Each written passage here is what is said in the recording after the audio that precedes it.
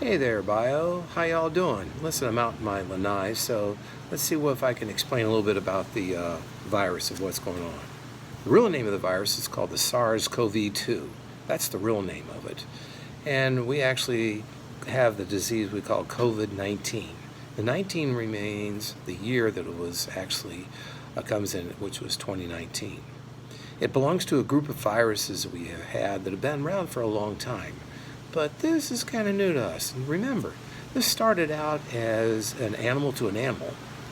Then it went to an animal to a human. And then it did the bad thing, jumped from a human to human.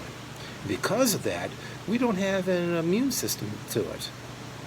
And we call that a novel virus. No immune system. It's brand new to us. Now, here's what happens. If you come in contact with it, you're going to get it. There's no question about it, you're going to get it. Now, the level of what you have is, well, we'll see what happens with that. About 80% of the people just have asymptomatic symptoms to it. It means they're just going to have a little bit of things to it, but it's not going to be bad. They're not going to need a hospital. But 20% of that population is going to need a hospital. And of that, 10% is going to need to go to the ICU, critical care.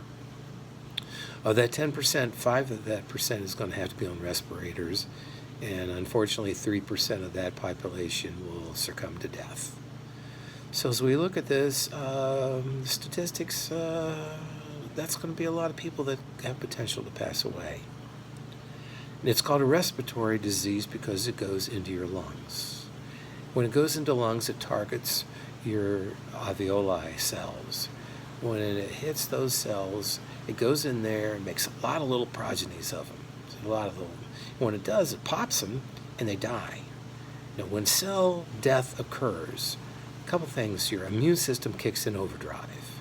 Because your immune system kicks in overdrive, what it does is it gives it a lot of fluid to the area. It rushes fluid and tells the body temperature to rise. As that body temperature rises, that's where you're going to see that people have the fever. Also the fluid goes into your lungs, and that fills up your lungs, and that causes pneumonia. And pneumonia is what you die from. So we have to get rid of that pneumonia. We have to get rid of that fluid.